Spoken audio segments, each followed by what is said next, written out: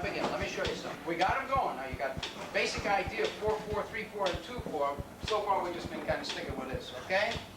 Now we got them going. You got to stop them once in a while, right? Now, what I'm going to show you in this class, each signal separately. And I'm going to show you those signals in the order of their importance. First you have to start them, right? Once in a while you have to stop them. Sometimes you play a little louder, a little softer. Variety of things like that, right?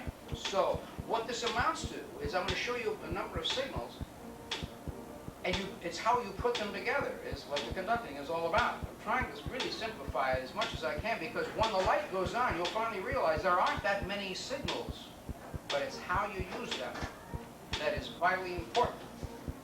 And it's so logical. When the logic hits you, then you'll understand what I'm talking about, because we've all watched fancy traffic cops. When they go like this means stop, or, you know, back off, something like this. This means come on through, right? And you know, hold it. And you go. We're doing the same thing. We're doing exactly the same thing. First of all, here's the tempo. And when we get into cueing, I want you to play now. I want you to be quiet. You're playing too damn loud. You ready? It's your turn to play. You know what I mean? Come on, louder. Let's go. Let's go. You know? Signals. Now what it amounts to is a language, a sign language, and we want your hands to interpret, to translate your thoughts, so it comes out into a sign language. An instrumentalist, the piano player, when he sees a C chord, he doesn't go, let me see here. Now there we got our basic C and an E and a G. Got it. Well, 12 bars have gone by. When you look at a word, dog, cat, you don't no, you look at it, you go, bang. Same thing with this. An instrumentalist, tenor saxophone player, sees a C on the music, he automatically knows what buttons to grab. Because that translates. You got to do the same thing. Certain information you want to give to the band, to the players, it must be translated into your hands in the form of signals. Unmistakable signals. They must understand what you want. So we know about the old fermata or hold. Okay. That's going to look like this. And hold. Hey, how about that? Starting, say, from here, and hold. Now, which brings up an interesting point. Every motion you make, absolutely every motion you make must be prepared. In other words, everything must have a preparation beat, which we're getting to now. Everything has to be prepared. You just can't go.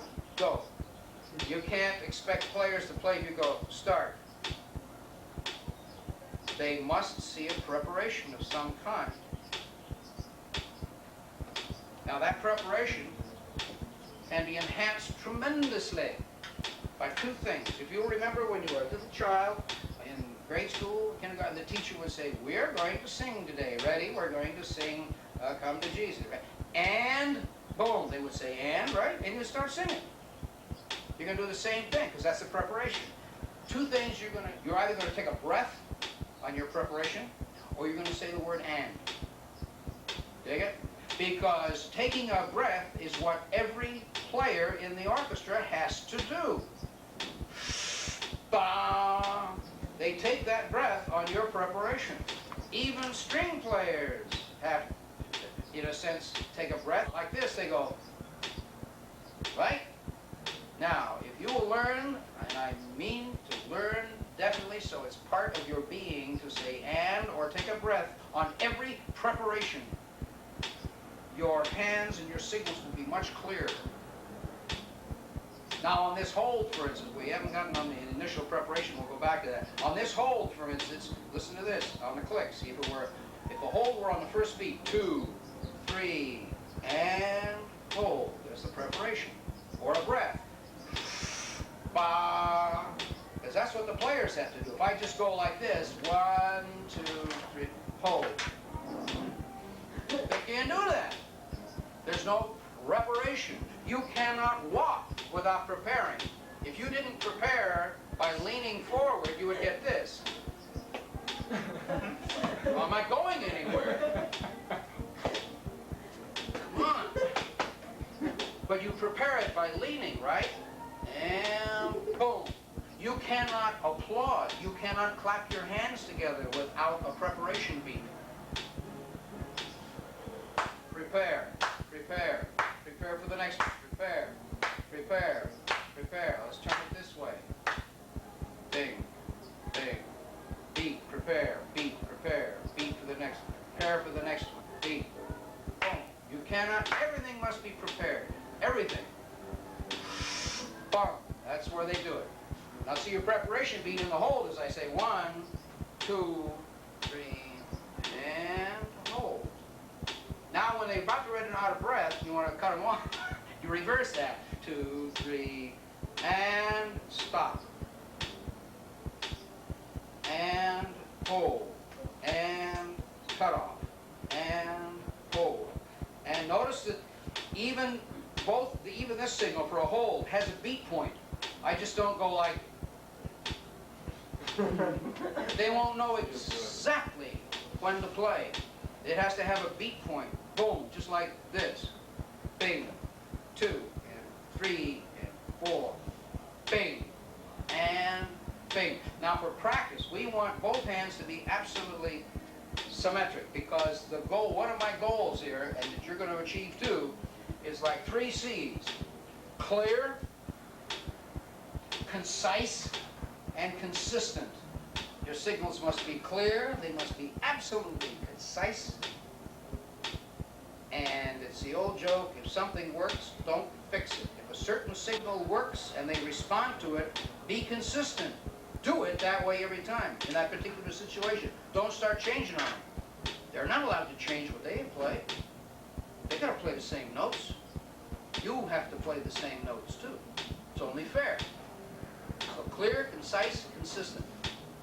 And keep that going all the time. So with our preparation beat, as I say, you're going to take a breath. Boom. There's the hold, even on a cutoff. Boom. Either a breath or and off. Now, even that cutoff has a beat point. You notice I didn't go, Arr. I had a definite place where I was going to stop, where I wanted that, all 25 people to stop the sound absolutely at the same time. And with my preparation, they'll see it coming. They'll know. Just like they know when I'm going from one beat to the other, they'll know exactly when I want them to stop. Just as if there's no imaginary line, just like a wall. Bang! That's where it stops. And there's the hold, there's the cutoff, there's the hold. Now in practice, so that my hands are absolutely symmetric. For me, this worked. Because working in front of a mirror, as my hands went like this, as they passed right here, these fingers just barely touch. Now, if my hands were not absolutely symmetric, those fingers wouldn't touch, would they? Okay. I don't even have to watch now. See? Okay, there they are. Just in practice, because that helps me train those muscles to be absolute, so they're not like that. Bing. Perfect, right there. And you can see, watch it very carefully, and they give you a nice